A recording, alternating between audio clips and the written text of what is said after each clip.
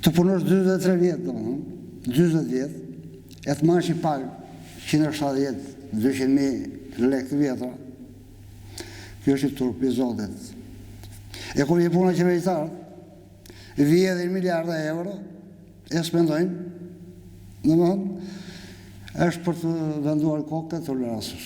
Të gjitha këto tragjedit i kanë bërë ta politikanët që janë sot, akoma pushtet. E prapë zgjidhen deputet. Një turp i madh për popullin tonë, që zgjedh vrasësit, hajdutët dhe shkatërruesit e Shqipërisë. Ky shtet nuk i do punëtorët. Ky shtet nuk i do njerëz të varfër dhe shtresë mesme. Ky është shtet oligarkësh. Përshëndetje Spiro, mirë se na erdhe. Përshëndetje, mirë se u gjeta. Atëherë, sot kam kënaqësinë e veçantë që të jem këtu me një mikun tim dhe me një aktivist tepër të palotur, Spiro Goga, i cili pavarësisht lirisë që mund të ketë si pensionist apo moshës, vazhdon të jetë ndër personat më aktiv që unë njoh, dhe kjo është kënaqësi e parë që e shikoj vazhdimisht dhe në postimet që bën. Dhe kjo është dhe një ndër ato gjërat më interesante që unë do doja që t'i themi edhe shikuesve tanë që në fillim. Spiro, a fol pak për veten. Unë të shikoj vazhdimisht që ti je shumë aktiv, merr pjesë në festa, punon, udhton për pushime, për aktivitetet e tua. Fol pak për jetën tënde si pensionist, çfarë bën Spirua dhe me si merret? Unë po bëj gati rreth 1 vit e gjysmë që ka dalë pension, po bëj një jetë aktive, si në familje, po edhe si jashtë familjes. Edhe pse kam një pension mesatar, unë punoj. Punoj sepse më duhet punoj, sepse ai pension që unë sot marr, llogarit 23 vjet punë, nuk më dal. Sepse unë plus angazhimeve familjare, dua ta jetoj jetën më së miri, sepse nuk është problemi për të ngrënë një copë bukë, apo edhe për të ndenjur. Kur je aktiv, është më mirë edhe për trupin edhe fiton të ardhura. Sepse unë duhet të shijoj 50 plazh në muaj, duhet të shkoj edhe në një koncert, duhet të shkoj edhe në një ekskursion. Kështu që nuk është problemi gjithmonë, domethënë që thjesht domethënë për të ngrënë bukë. Por jeta është shumë domethënë e bukur dhe duhet të jetojmë më së miri domethënë në drejtim që kur të vi puna, përderisa jemi mirë, atëherë ndjehemi të kënaqur. Prandaj që në këtë kontekst them që unë bëj edhe aktivitet artistik, edhe aktivitet pune, edhe aktivitet familjar. Prandaj që gjithmonë jam në aktivitet. Është fantastike që kjo është pjesa që unë shikoj gjithmonë që aktivitetet të marrë si shembull, kështu që kjo është vërtet pozitive. Dhe për sa i përket ti ke shumë pak kohë, më thua që je në pension pavarësisht se ndoshta nuk e ndjen për faktin që je shumë aktiv, por duke parë moshatarët dhe stresat e pensionistëve, çfarë shikon ti që i mungon ose që mund të përmirësoheshin edhe në qytetin e Fierit, po dhe në përgjithësi çfarë dallon ti? Pensionistët sot ndodhen në një gjendje kritike. Për shumë arsye. E para është gjendja ekonomike, ku 510.000 pensionistë marrin një pagë nën 20.000 lekë të reja në muaj. Dhe çfarë do bëj tani ato? Do hanë bukë, do blejnë ilaçet, apo do bëj qef. Kështu që llogarit, për shembull, ata nuk marrin akoma shërbime. Vetëm të bësh një analizë sot, së shkosh te doktori ta planifikon pas 3 muajsh. Pas 3 muajsh gjendja rëndohet. Atëherë pensionisti shket duhet bëjë një analizë 80.000 lekë të vjetra në privat, Po, hiq nga që 70, 80 nga 90, plus tjerat që njëret brunën, atëherë do të rejnë djeturia. Kjo është katastrofike. Tjetër është ana morale. Është rënë për to. Sepse i kanë ikur fëmijët jashtë. Shumica fëmijëve që kanë ikur jashtë tani po bëhen gjyshër. Kështu që edhe pa kremitanca që sjellin, është tamam si bonusi që jep Edi Rama në fund vitit. Apo që jep në indeksim, domethënë ashtu që kur vjen ndonjëherë i jep në 100 apo 200 euro. Po zgjidhja nuk është 100-200 euro. Zgjidhja është që pensionistët që janë duhet organizohen, duhet protestojnë, sepse qeveria vjedh miliarda euro. Edhe ku vjen puna, pensionistëve nuk u jep asnjë bukë me shiqekos. Vjen puna. Po. Këto janë domethënë problemet. Dhe meqense përmend këtu që duhet të protestojnë dhe duhet ngrenë zërin, ti vetë the që pensionistët e Shqipërisë janë në gjendje shumë kritike për vlerën e pagës që marrin si pension, është problemi. Dhe mbi të gjitha, shumë prej tyre u ndërpritet dhe kjo e ardhur që po vjen nga familje, sepse ata vazhdojnë me familjen e tyre, ndaj dhe patjetër që do vinë duke ngadalësuar. Ama për dinjitetin e tyre dhe për faktin që kanë punuar kaq vite, ka një mosbarazi në paga me pensionet. Është thjesht diskriminim. Të punosh 43 vjet, domethënë, 40 vjet, e të marrësh një pagë 170, 200.000 lekë vjetra. Kjo është turp i Zotit. E kur je puna qeveritarët, vjedhin miliarda euro, e spendojnë, domethënë, është për të venduar kokë të tolerancës.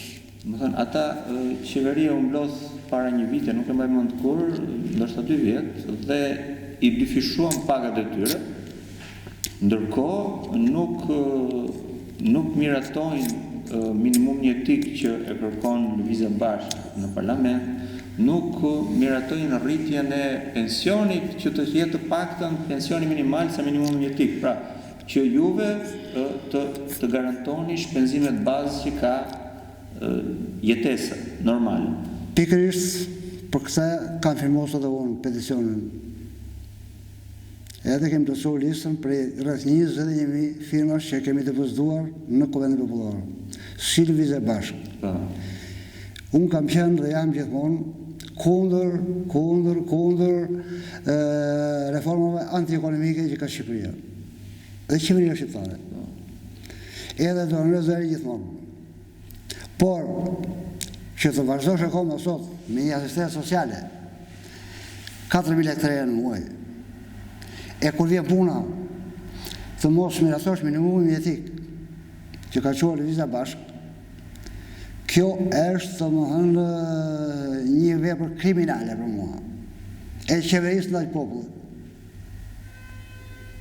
Jam mëse dakord me ty dhe unë di që ti kur ke mundur ke marrë pjesë dhe në protesta dhe në aktivitete që janë bërë për të ngritë zërin për këtë çështje. Ndoja mbas ndërprerjes teknike që patëm djespirë, krahas atyre mungesave prioritare që janë vlera e pensionit shumë e ulët, mungesat që vinë si pasojë e kësaj vlere të ulët të pensionit kur do bëni analizat apo mjekimet. Unë doja të pyesja dhe për mungesa që ne ndoshta nuk ja vëmë shumë herë atë vëmendjen, siç mund të jenë për shembull mungesat që ka qyteti, komfort moshave të treta dhe po marr për shembull transportin publik. Po marrë për shembull hapësirat në për parqe apo zona të gjelbëruara. Dhe pyetja e parë që bëj për shembull është, ka transport publik në Fier ku pensionistët mund ta përdorin ndoshta pa pagesë? Transport publik brenda qytetit nuk ka, po ka brenda bashkisë, domethënë komplet që ka dhe fshatrat. Dhe do ishte mirë ashtu siç e bëri Tirana, që u jep abonem pensionistëve, do ishte mirë që edhe në Fier të gjithë pensionistët brenda bashkisë, ose edhe brenda bashkive, të paktën brenda bashkisë, duhet pajisje me vonë, që të thoi falas, sepse nuk i arrin dot.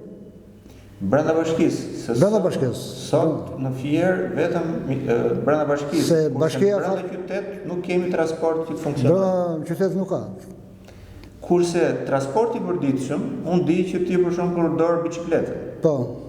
Dhe i bie që o do ecësh je mirë me shëndet, do ecësh në këmbë, ose prapë do t'ish mirë me shëndet të ecësh me biçikletë, se përndryshe pasaj një transport publik që të sjellë ty rrotull Fierit ose të çojë atje ku ke nevojë e ke të vështirë, pra duhet të gjesh mjet privat. Tani, kjo që thot ti, për fat mirë është kur je mirë fizikisht dhe nga shëndeti.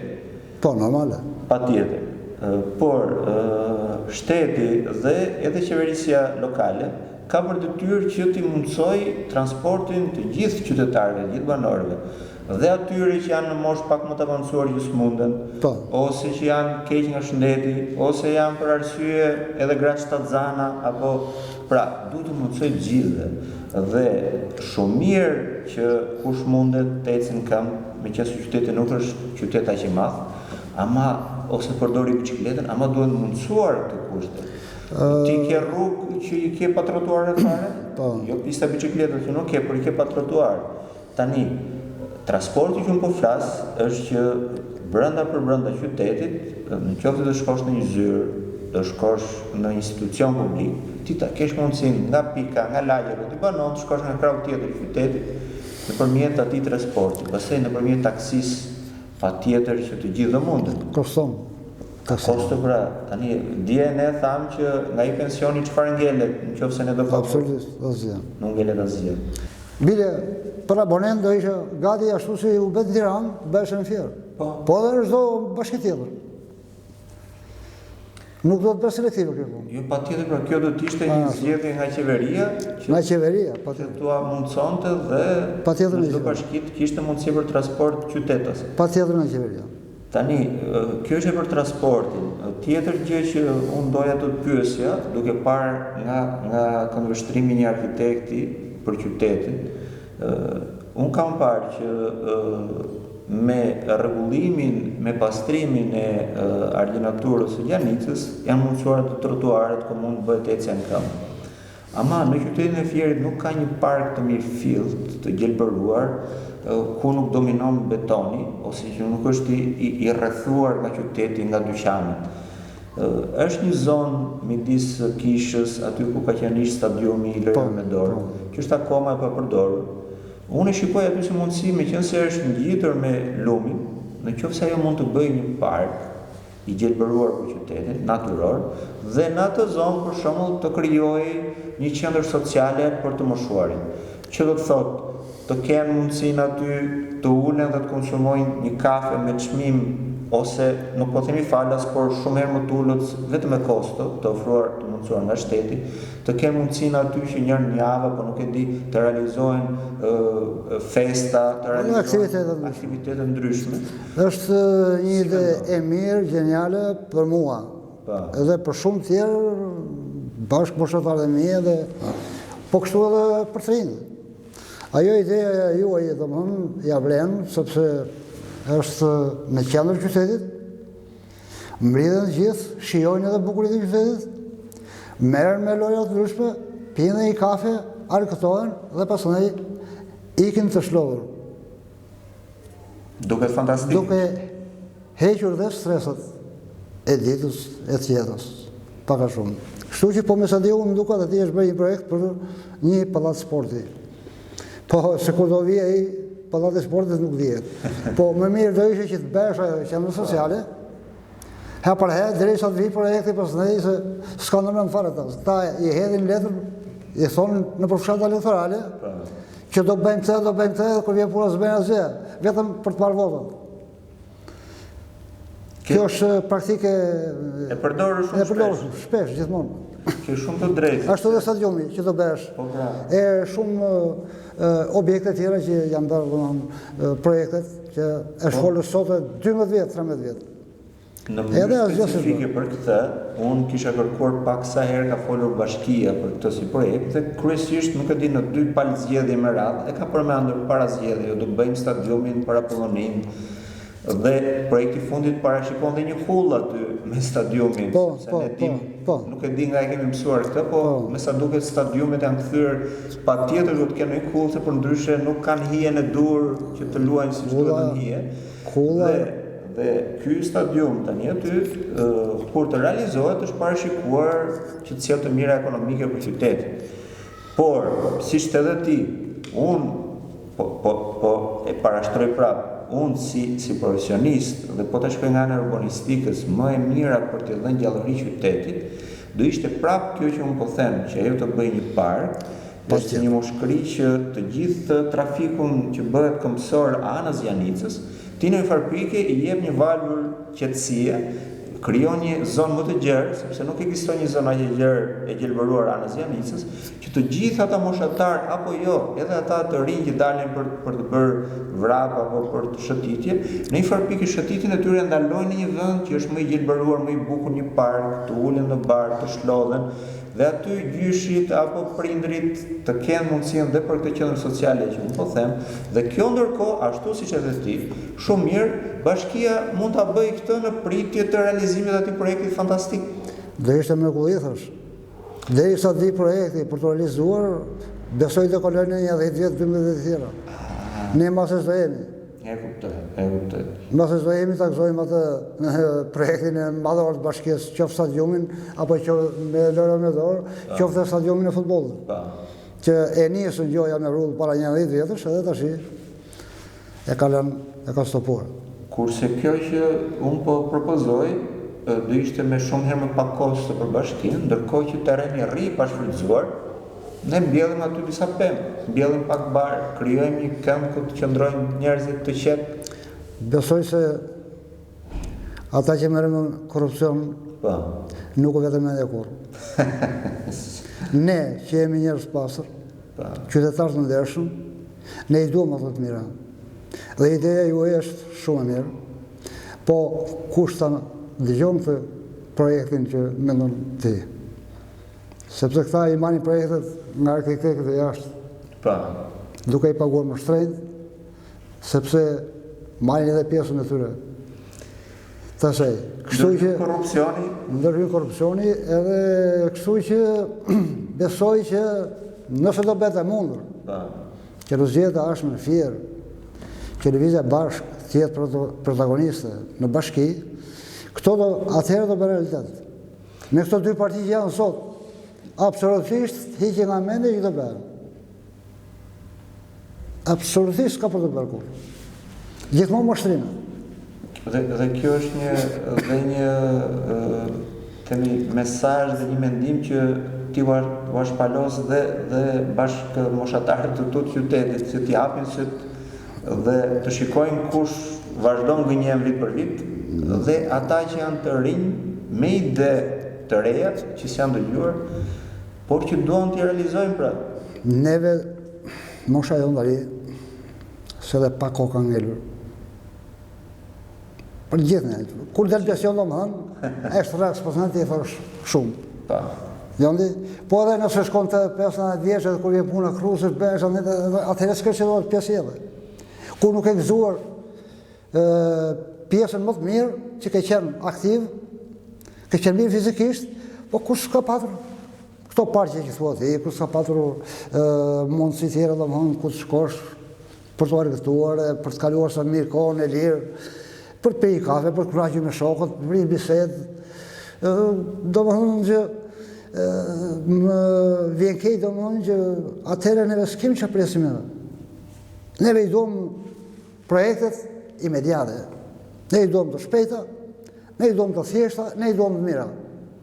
A ka mundësi bashkjeta bëjtë? Ka mundësi plot. Po se ben. Rri gjithë toka atje, gjithë e dhej atje, prishu që u prisha aji stadiumi janë dhe ti, atje shkon qenë e mazë, në këte babu, minjë ka atje, sa të dorsh, plere janë hedhur. Po, kur vjen puna, dhe për këtë rast nuk i shkon me asë njerit. Ajo është një hapësirë që qyteti momentalisht është e privuar nga ajo. Dhe ndërkohë që ne për shumë gjëra jemi në mungesë hapësire, pra nuk kemi hapësirë të gjelbër të mjaftueshme në qytet, nuk kemi hapësira të mjaftueshme edhe për bërë aktivitete sportive, ose një kënd lojrash për fëmijë të mirëfillt që të jetë izoluar nga automjetet. Pra, atje mund të realizojë si qendra sociale për moshatarët, por dhe një zonë rrethuar e dedikuar lojra për fëmijët, që e ke larg automjeteve, pra ke garantuar dhe sigurinë. Dhe të gjitha këto, Spiro, janë mungesa që qyteti ka. Pra, sot nuk i kemi, dhe mua këtu më lind një pyetje, ndërkohë që ne bisedojmë për një zonë për fierin, mua më lind një pyetje. Kur se ti udhton në Shqipëri, po ke pasur mundësinë ke udhëtuar dhe jashtë me sa diun? Po, kam qenë në Rom, kam qenë në Frankfurt, kam qenë në Maqedoni, kam qenë në Shkup, kam qenë në Marzi, në Kotor, kam qenë në Ulqin e gjitha. Sidomos Tivari, kishte hapësira gjelbruse, o zot, kishte marrë çmimin Nobel për pastërtinë e qytetit. Tivari. Po. Se unë kudo që shkoj, pjesë vetëm për anën geografike, anën historike, dhe anën qytetare. Të shkoj në Shkup, për shembull, ishin bërë blloqe pallatesh. Po pallati nga pallati ishte 20-30 metra larg. Kishte hapësira. Hapësirat plot me lulishte, me pemë të gjitha, dhe aty kishte tregu fshatar. Në janë. Më fal, tani do të bëj se ti dole vetë tek ajo pyetje që unë do të bëj tani. Pra, kur udhton nëpër Shqipëri dhe kur udhton jashtë, unë duhet bëj që ti të imagjinosh më japësh një përgjigje pak a shumë edhe.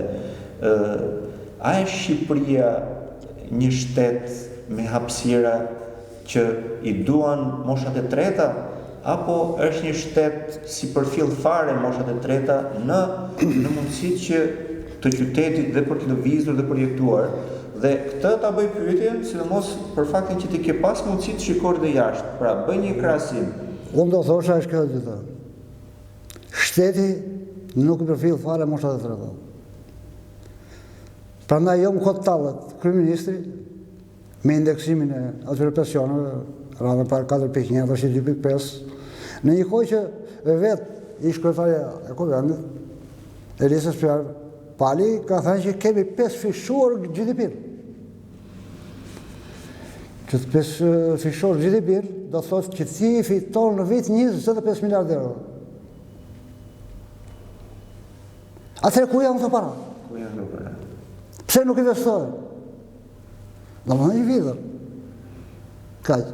Ndërsa për projektin që ke në mendje, ke i stadiumi i Lora Medor, nëse aty do bësh, do mbilleshin pemë, ajo do ishte një mushkëri e dytë për fierin. Për moshat e treta, për fëmijët, për gjithë, për tarë. Sepse vetë betonizimi që është bërë aty, i duhet kjo. Plus dhe Qikaroma mbytse e Gjanisës, që nga njerë derdhin metrorina hidrokarbure, të pak në e thithë të gaz karbonik që sjell rrjedha e ujit. Është realisht Fieri është një qytet me fat në terma teorik për gjeografinë, se ka një lëvizje përmes qytetit, por që nuk e ndjen vetëm për me fat për ndotjen dhe për faktin që edhe tani që është pastror Gjanisa nga arginatura, prap ajo nuk është një vijë, një rrugë e gjelbërt e mirëfillt, dominon betoni dhe hapësirat rrotull që nuk janë urbane zakonisht, shumica janë private. Pikërisht, ajo aty do dilte diçka fantastike. Ajo do dilte fantastike, plus projekti i Gjanisës u bë mirë pak a shumë, u eliminuan shumë gjëra. Për pastrimin, njerëzit dalin për pastrimin, për gjitha, po në drejtim të mbjelljes së pemëve, aty për shembull stonon. Gjanisës në 2 brigjet duhen mbjell pemë me gjelbërim të përhershëm. Fiks. Do të mbjell pisha, ka domethënë pemë tjera, sa dosh. Me qëllim që gjelbërimi të jetë i përhershëm, që të thithin dhe gazi karbonik që sjell Ka dhe një gjë atë, se unë e kam thënë disa herë që pse është bërë arginatura me sistem betonizimi që e mbyll kontaktin që ka uji me ekosistemin e tokës, pra është izoluar. Gjë që është e gabuar në termë bashkëkohor nuk ndodh kjo, por çuditërisht para disa ditësh e pash projektin e parë që është bërë. Pra, ky projekt po zbatohet, ata që kishin futur dhe kullën dhe stadiumin, në të vërtetë ata nuk i kishin paraqituar qanicën, pra, në projektin që është paraqitur qytetarit të Fierit, nuk ka qenë me arginatura dhe betonit. Ka qenë sistem natyror, siç po them unë. Këta në një moment dytë, pastaj e kanë bërë gjithën me beton. E kanë bërë për arsye sepse është më lehtë për të realizuar një dhe është më shpejt për të realizuar dhe mbi të gjitha kam shumë beton. Pra, do të thotë që ne po ngrem investimin, po bëjmë një prokurim më të lartë, një kosto më të lartë.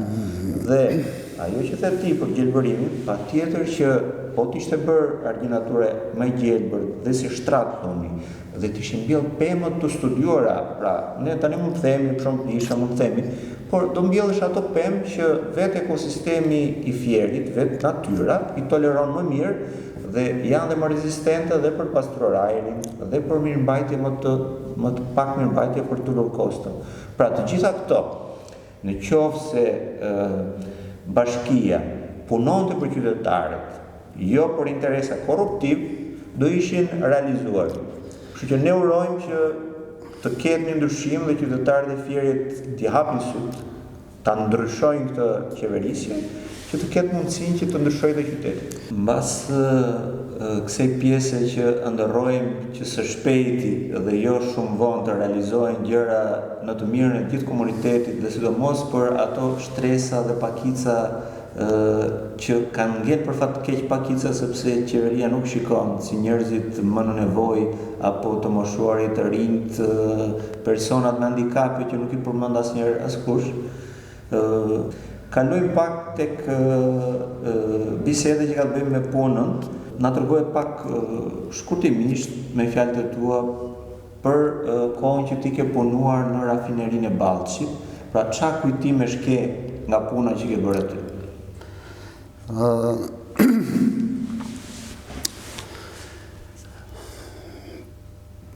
Kam kujtimet më të mira. Më mbreslean se prietën time. Rafineria në 2006 u privatizua në mënyrë klienteliste, abuzive, korruptive nga partia mbushtetë atëherë. Më pas fillon problemet. Kaloi një 6 muaj, kaluan mirë. Pas në fillon problemet që nuk punonte, sepse vetë pronari s'kishte aq lekë që të blinte naftë dhe ta përpunonte. Uzina ishte në një gjendje të mirë teknike. Specialistët ishin të shkëlqyer, të mrekullueshëm, që konkuronin domethënë që bënin heroizëm atje. Konkuronin me specialistë të mirë. Po gjithmonë në këtë raste ai që është pranë pushtetit fillon e shkatërron. Fillon e vjedh. Ndanë dhe ato parat me ministrat, apo kryeministrin, apo që kanë qenë. Atëherë ne fillon protestat për i fillimin e punës. Kemi protestuar në Ballësh, në Uzinë, në Tec, në Fier, para prefekturës, në Tiranë, atje, dhe unë kam qenë një ndërparë, domethënë që gjithmonë dilen ballë të protestuesve, edhe Frisja, edhe ashtu. Derisa pasandaj në fund fare, kur pastaj erdhi në pushtet, erdhi vetë drama në Uzinë. Prandaj shumë, në atë kohë neve kishim një vit që shkonin punë pas me një problem. Në një kohë që shteti kishte 15% aksioneve. Ne edhe na prezentoi një gjë një firmë amerikane, kur ai amerikanin e ndoli domethënë besniku partisë nga i fshati Ballësit, ai që ka Tajvanin. Eci qal deri një farë vendi prap, derisa fillon prap protestat, sepse unë stopua puna dhe Pastaj në erdhi një film Azerbajdhanse, ndaj një rreth 2 vjet, pastaj dhe ai iku. Përsëri në bën protest, deri sa pastaj u dha zgjidhja që na nxorën asistencë. Dhe me një trend lapset në pas, Edi Rama e hodhi për tokë. Në një kohë që ka një vendim parlamenti.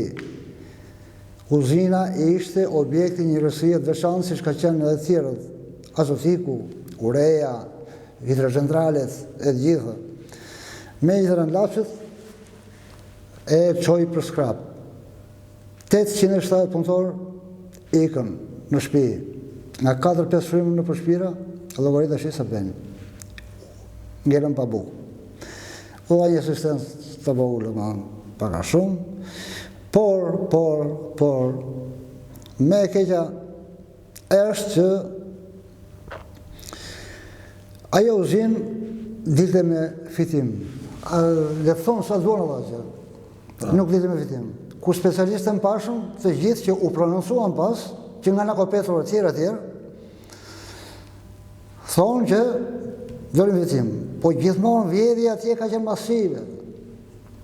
Të gjithë drejtorët që kanë kaluar atje, tash janë ndërtues. Aq kanë vjedhur, kanë ndërtuar pallate në Fier, në Tiranë, apo kudo, vila, gjithë. Janë ajo nafta atje, që thoshin del me humbje. Ajo del me humbje së vitesh. Po plus, atje dilin edhe në produkte tjera. Dilte koksi, që shitesh, dilte qufri, benzina, e tjerë domosdoshmë.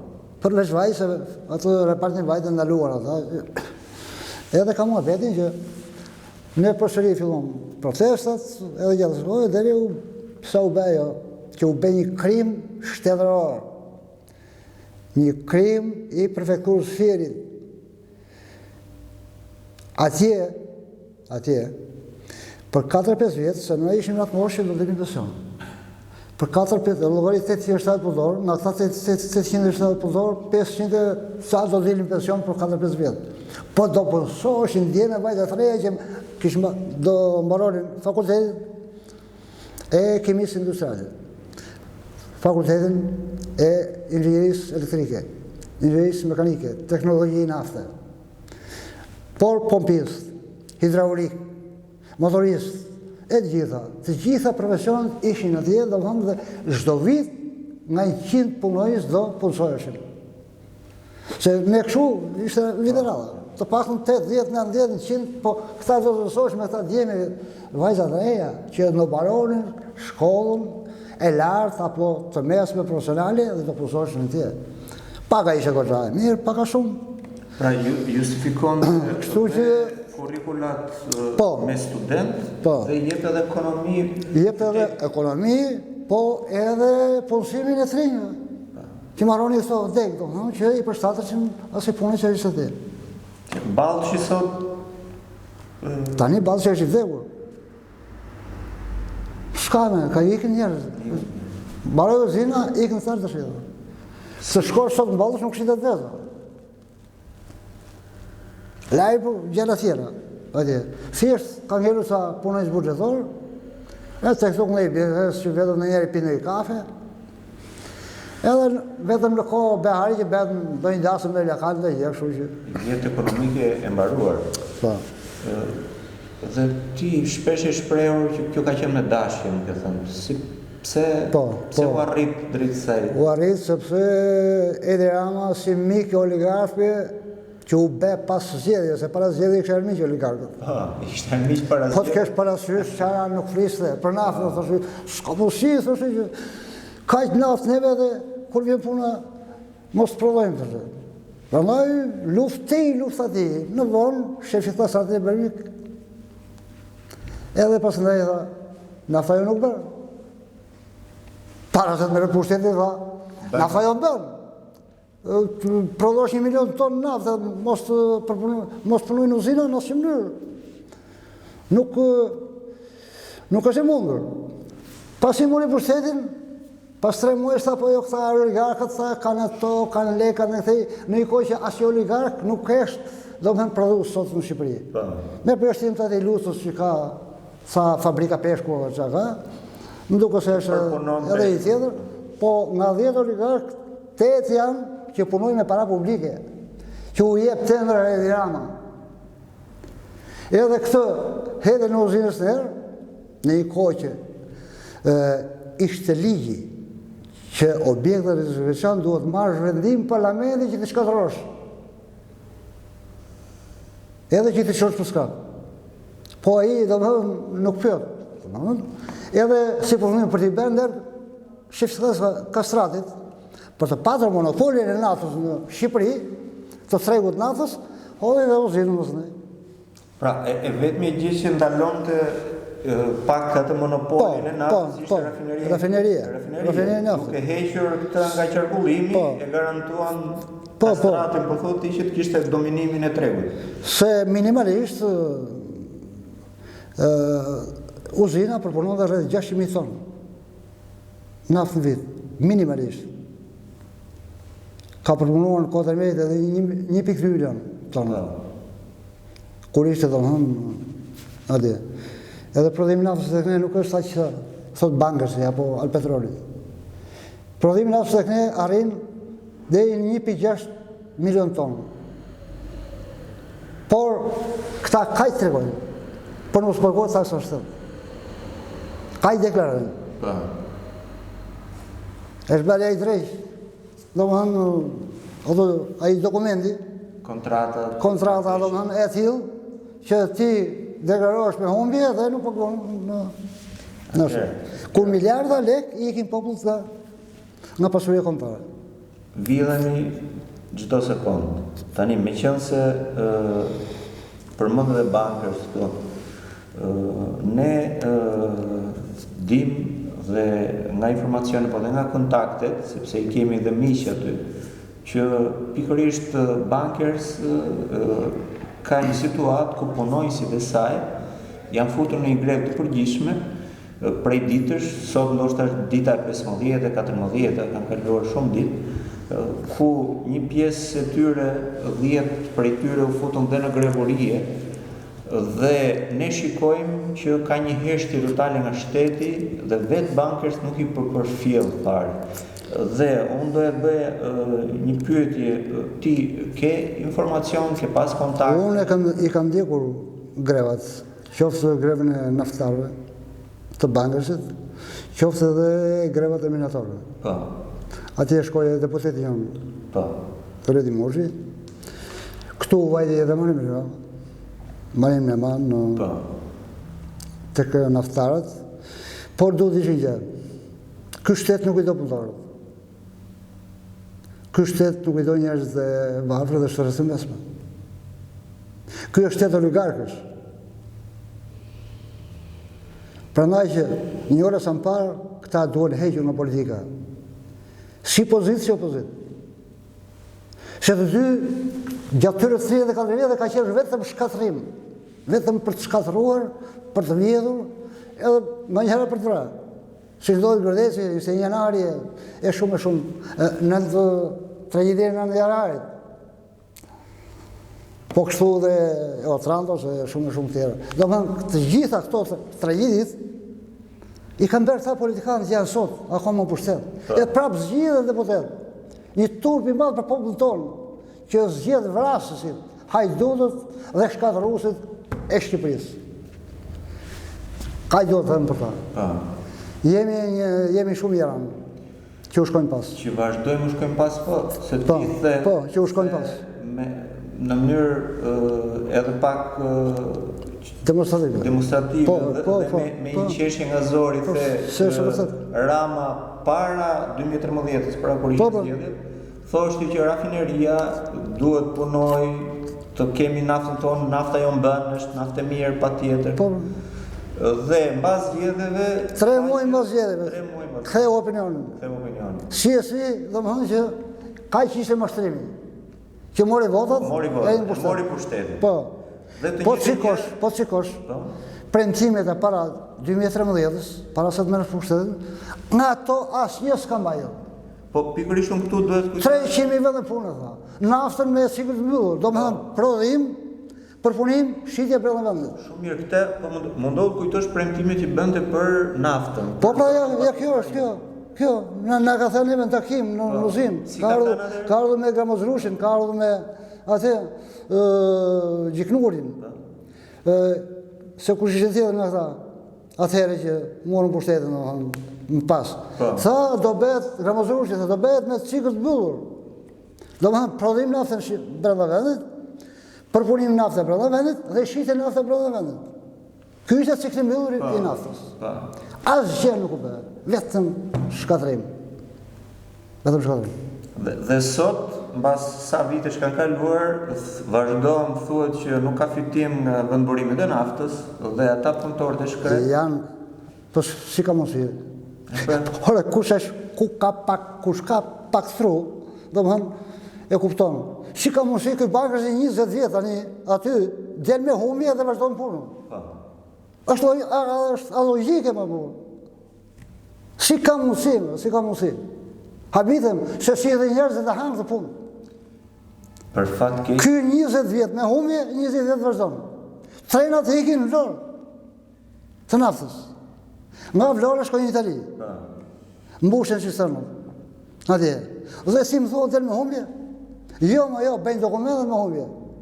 Bëjnë bilance me humbje, si për mos paguar para, sepse dikush në qeveri është i lidhur me ta që i mulon dhe merr pjesë të tij që e bankës. Kjo është mëse vërtet. Jo, ke shumë të drejtë, pra, po patë paguar. Ka vazhduar dhe në kohën e PD-s, edhe tash në kohën e Rilindës. Se PS nuk ka më. Nuk ka. Tash ka Rilindës Sorosiane. Po, ata që i bini dikur me gur e me vezë Fatos Nanos, sot e ke të gjithë PS-ja, të G99 dhe mjafti.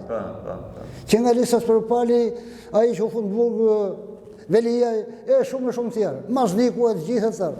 Ta që jenë mërë ministrë. Ata që i binë PS-s dikur me vezë. Kryeministri Fatos Nanos. Por, unë po qëndroj prapë se më vjen vërtet keq që nuk e dëgjoj të shprehur nga shumë shqiptarë të tjerë këtë që po shprehti tani. Dhe si mund t'i kemi syt kaq të mbyllur, pra ajo që thej, një kompani 20 vjet deri ka me humbje, vazhdo ka me humbje.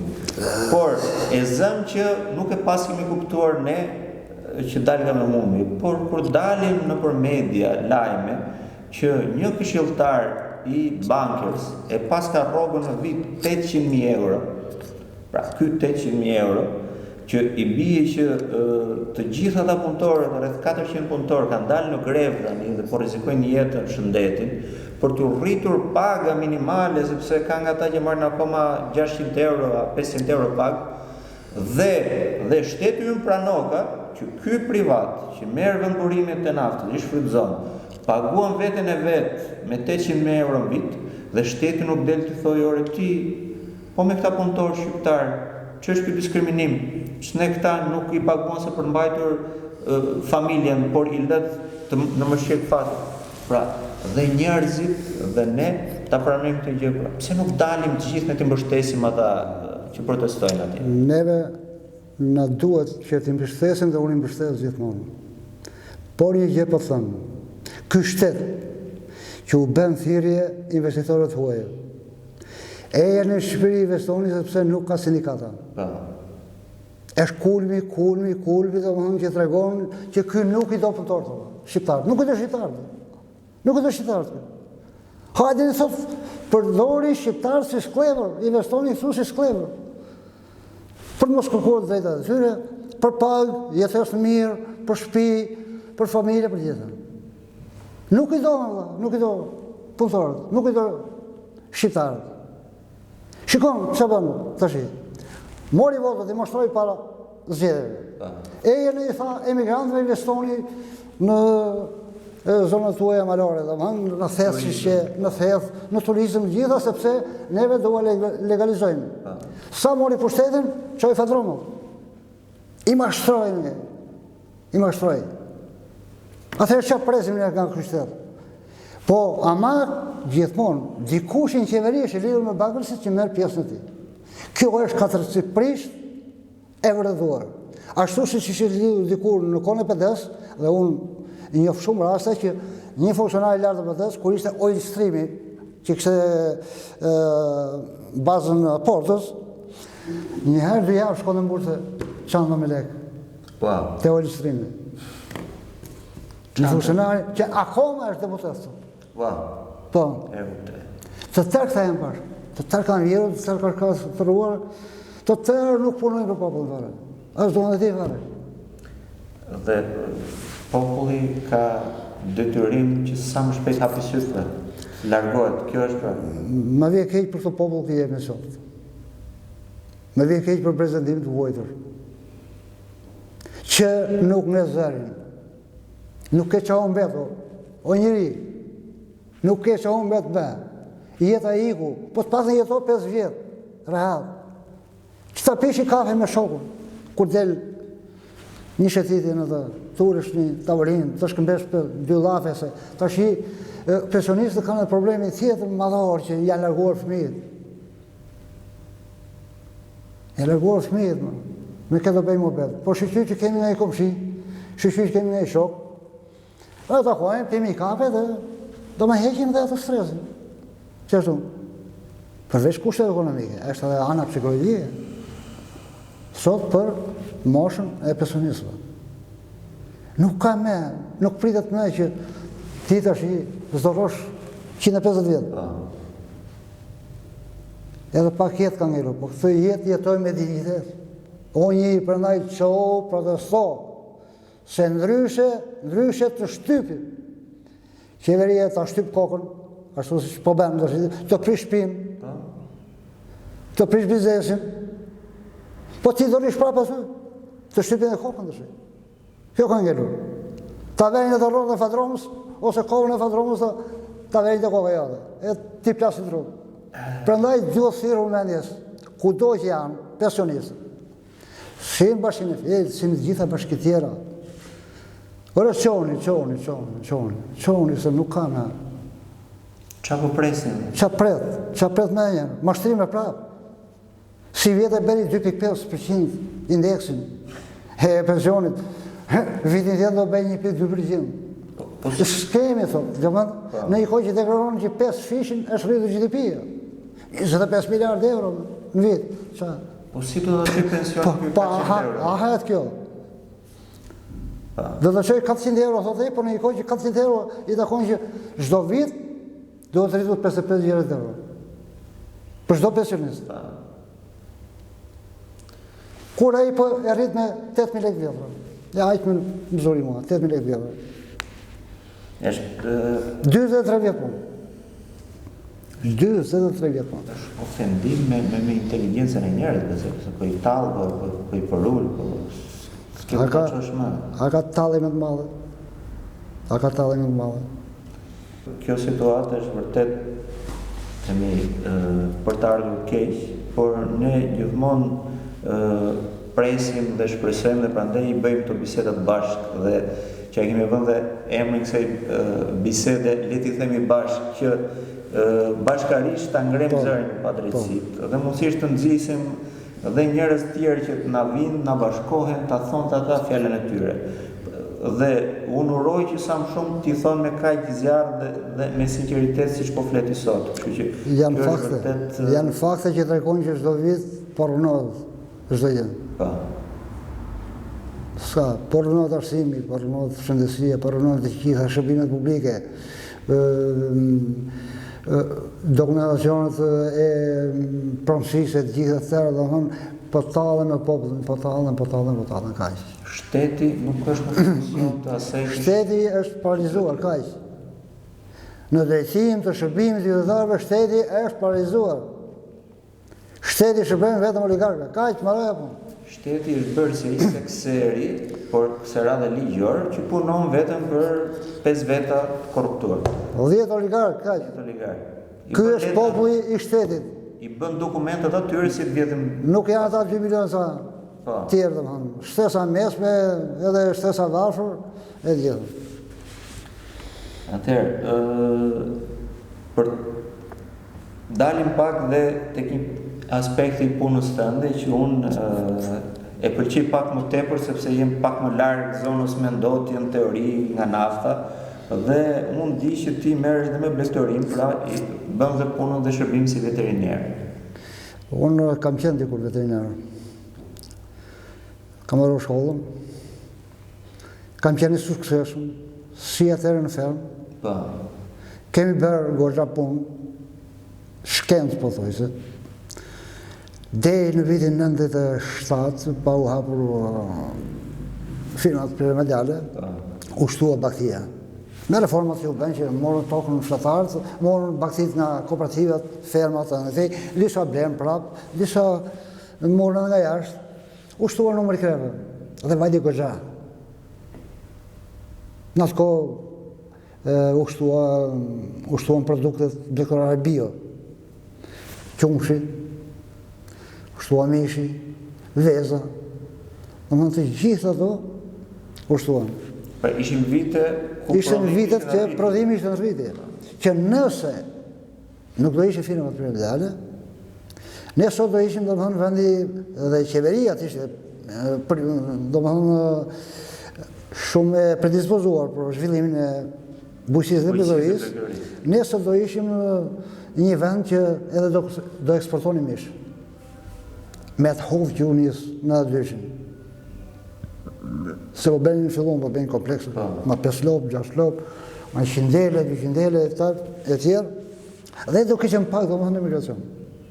Më shumë rritë ekonomike. Erdi pastaj, si gjithmonë që kur e ke kryer andi shqiptar, i vuri shqelmin. Si punës e lopës që kur vete e mjel, mbushkusin, thot, në fund fare, i jep një shelma jo dhe dherë fare. Po kur fillojnë në 97 me firmat? Në 97. Por, më vje keq, që unë nuk të mosh mund t'jap shumë, që të patën të bej shkoj në vizit, po sa po vjen edhe s'ka me nëse. Qa thamë, ka ngellu vetëm plejtër, që ikën të rinjë, sepse shteti nuk subvencionon me fermerët. Shteti nuk subvencionon për tokën, për blegtorinë.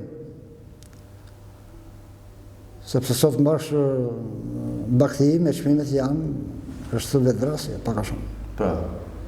Djalë me hunja. Dali me kostot larta.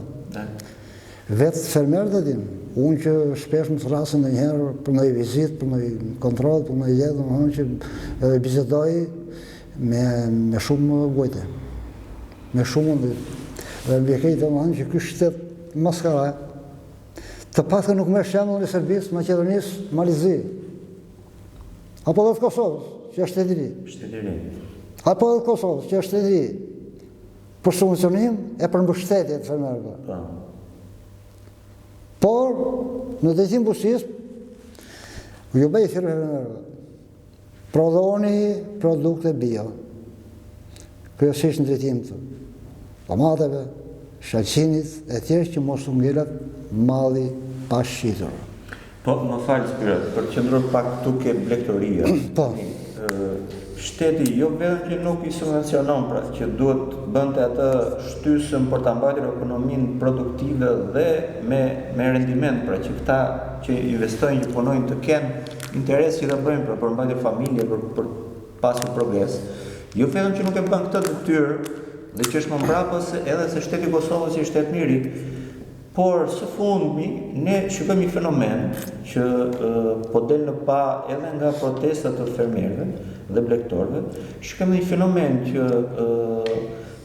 po jep edhe kullota dhe zonat e tokave që janë pjellore si toka për bujqësinë dhe blegtorinë, po jo jep oligarkisat me sa duket për fotovoltaik. Dhe së fundmi, nuk e di çfarë ndodhi në protestën e tyre, por një pjesë e fermerëve dhe blegtorëve të zonës së Semanit në Fier dolën dhe protestuan sepse ata kishin prej vitit toka të shtetit që i përdorin me qera për kullot, për blegtorinë. Po. Dhe pa pritur, pa lajmëruar, shteti ku pas ka dhënë pronarëve të rinj për përdorim për panele fotovoltaik. Tani, në një zonë në këto vite që ti po thua, me të drejtë, që ka paksim të blegtorisë dhe të numrit të krerëve pa fund, sepse s'kan interes. Të krerëve. Po, pas disa, ne kemi disa fermerë dhe blegtorë që rezistohen, pra vazhdojnë e mbajnë punën. Po. Dhe çfarë bën qeveria? Vete u heq atyre punën që kanë dhe i nxjerr në ditë pikës dhe i lë pa punë, duke u marrë tokat kullota dhe ja jep për panele fotovoltaike. Si të duket kjo aty? Kjo qeveri është e papërgjegjshme fare. Është ajo që thash unë, që kjo punon vetëm për oligarkët. Shkatron çdo gjë në Shqipëri, si e si oligarkët janë. Këtyre po merr tokën sepse prodhojnë mish bio, qumësh bio që të paktën furnizojnë edhe ato pak lokale që janë atje. Edhe njerëzit shkojnë kënaqur han një thel mish bio. Ashtu dhe. Atyre tragjas po merrojnë. Të japi sa në manës. Po edhe prapë në sa vende tjera që kam parë unë, po merë, domethënë, përsëri atë pjesën e jetës së tyre. Se ata me atë jetojnë. Ai quhet pjesë jete, nuk quhet thjesht domethënë pjesë toke. Kanë investuar një jetë të tërë. Kanë investuar. Një dytë nëse dikush e ka patur 20 vjet atë, atëherë s'ka drejtë të prekë një fare. Është me ligj. Se ka investuar atje. Por kjo është qeveria e oligarkëve. Dhe nuk i duhet me popullin.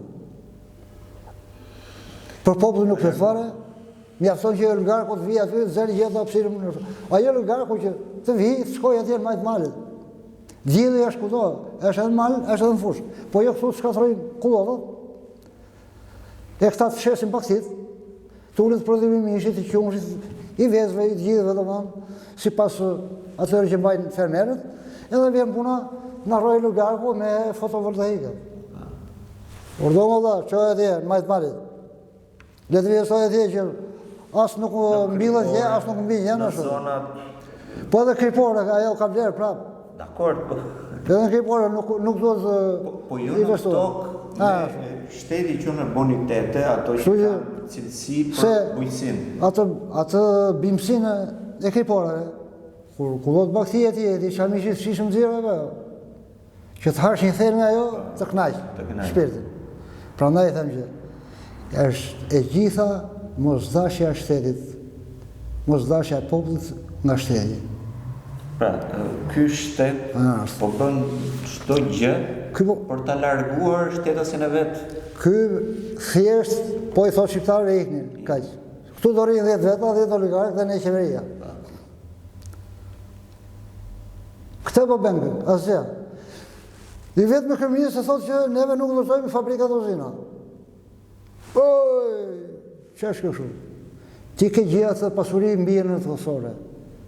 I vendi të vetë në Europë.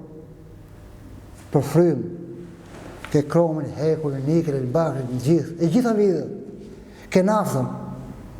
Ti du të kështë rafini modern ato më. Pse du të ishe 1.800 lek, litri naftës?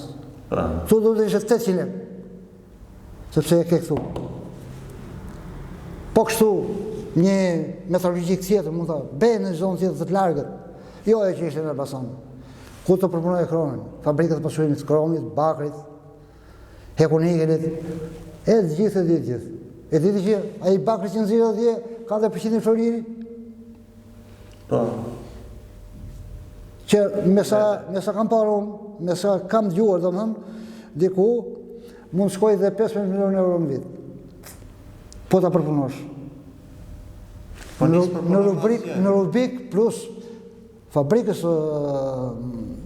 përpunimit të bakrit, ishte edhe një fabrikë dilde arje, floriri. Spiro, ne jemi kthyer si një vend i kolonizuar që nuk ka ftësi. Ne jemi kolonizuar nga qeveria. Po. Dhe nga oligarkët. Bjerë këtu kolonin nga jashtë, të paktën. Se i kur vjen të sjellë zhvillim, ky vetëm shkatrim. Vetëm shkatrim. Të dyja palë, të gjitha, politikanët dhe pas 92-shit. Se kështu thamë, politikanët, jo politikanët. Që janë bashur, janë bërë milionerët, gjithë tëra. Kaq thjesht. Po ke gjetur emrin politikanët të popullit. Atëherë, unë besoj se ne i trajtuam ato pikat që kishin pak më për zemër bashkarisht, Dhe me siguri kjo bisedë ishte me vërtet emocionuese për mua, po mendoj dhe për ata që do na shikojnë, sepse ti ke folur vërtet me sinqeritet dhe me emocion për ato ndjesitë që ke. Dhe unë uroj që të marrin motivim dhe qytetarë dhe shtetës të tjerë që na ndjekin, që nuk është asnjëherë vonë që ne të fillojmë të themi gjëra që na shqetësojnë dhe të kërkojmë të drejtat tona. Të gjitha që thash janë të vërteta. Të gjitha që thash janë me fakte. Tani, unë gjithmonë revoltohem, gjithmonë kanë qenë opozitar edhe dikur kur aderoj në një partit me ato të mëdha. Dhe atje shpesh, domethënë për pak menësit, u shpresha. Unë kam qenë gjithmonë oponent. Asnjëherë nuk jam paqur me të keqen.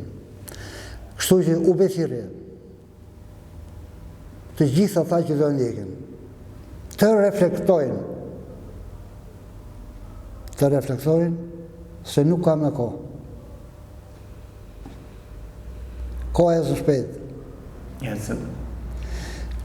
Nuk ka kohë edhe për moshën tonë, për ta jetuar, por nuk ka kohë se po i ikin akoma marinia, po i ikin fëmijët, që të dëmë zemë, ata shpiti i ke rritur, i ke shkolluar, i ke bërë, e ku e puna nuk e gjenë vetëm. Prandaj që një thirrje publike po i bëj të gjithëve. Mos rrini dhe mos lini gjumë. Po bashkohuni dhe protestoni për të drejtat tuaja dhe tonët. Kaq kisha, ju uroj shëndet të gjithë, mos bashkëpunojmë të mira, qofshin inshallah mirë, edhe inshallah u kthesh mendja. Shpresoj. E të zgjohem nga gjumi. Ne po mundohemi sa do pak të ndihmojmë që të kthehet mendja. Spero shumë të faleminderit për bisedën dhe uroj që t'ja dalim me këto kushtet tona teknike dhe me kohën, ta bëjmë një bisedë në një kohë që uroj që ndoshta kemi edhe lajme pak më pozitive. Faleminderit edhe juve. Faleminderit. Ishte kënaqësi. Faleminderit që më dha mundësinë. Kënaqësi. Ju uroj gjithë mirat. Faleminderit shumë.